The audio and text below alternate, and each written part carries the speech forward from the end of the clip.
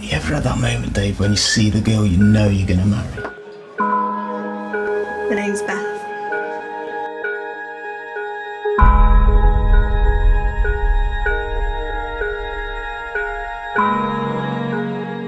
Well, I remember Light Films and Tom Wadlow, the director, telling me about the project, and it sounded quite exciting at the time. I think it was the summer of 2011.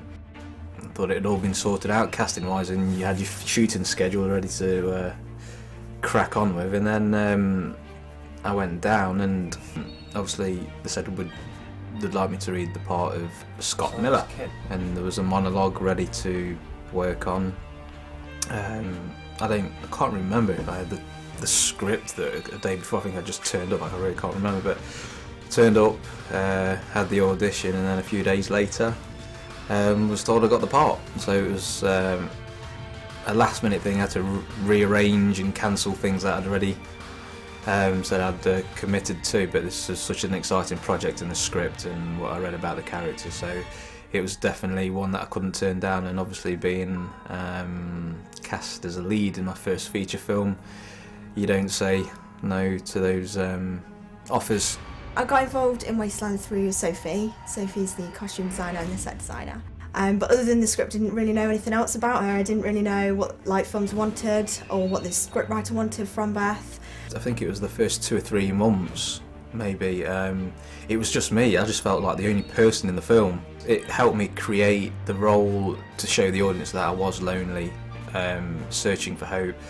Certain behaviours in their first few scenes, where you see Scott on the radio just pass time, playing cards or whatever he does. And I think the whole loneliness thing of just me being the actor on it, I think that shone through, basically, and it helped me create the character. It helped me realise what sort of life Scott has. So I sort of came along and we just discussed what she was all about, really, and I think we kind of worked Beth out as we went along. So I think the first few shoot days was more not so much about the character development. We just sort of got to know each other on set and stuff like that. She seemed really, really complex, and I'd never played a character like that. I'd always played the girl next door type or the party girl, so it was really nice to play someone completely different. I've always wanted to do more of a dramatic side of horror, because I've done a lot of gory, in-your-face horror, so it was nice to have more character development. And I got actually quite attached to the storyline, and I got really attached to Beth, and I kind of associated with her a lot more towards the end of filming, and I was actually quite sad to see her go. Jessica was cast last minute, and obviously I was holding a bond with previous actress. All the work that we did together, obviously we had to put that to the side, and then obviously there was a lot of time that we fell behind with, because we were looking for the new actress to play Beth. For me, yeah, it did disrupt a lot of the work that we did do, and obviously when Jess came in, it was like doing the whole thing again. First scene I actually filmed with Jessica was where we are in a bed, and then suddenly she turns around and she's one hell of a bloody zombie, and she spits all over me, so that was a lovely scene to open up the relationship with. There was an immediate bond with Jessica, which helped our relationship as lovers, and we did really get on well off set.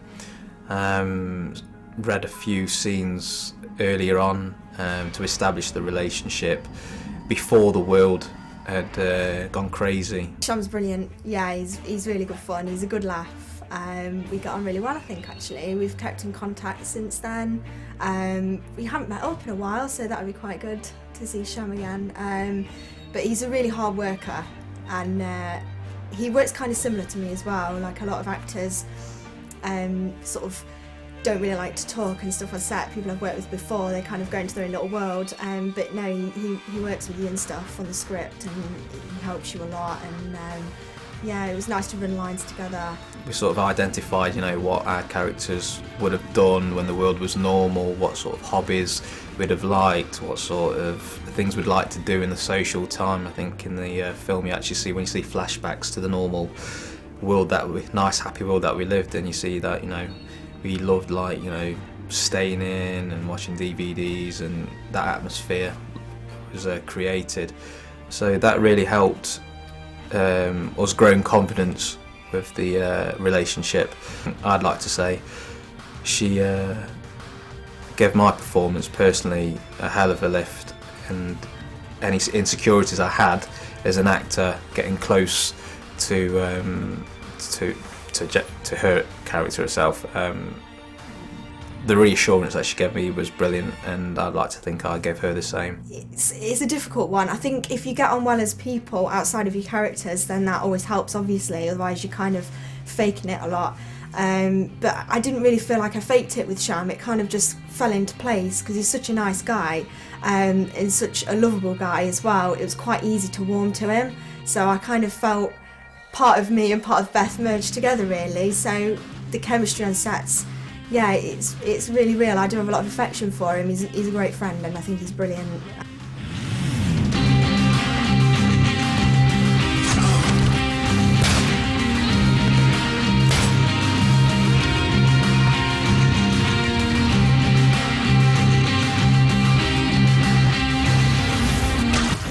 This is Scott Miller.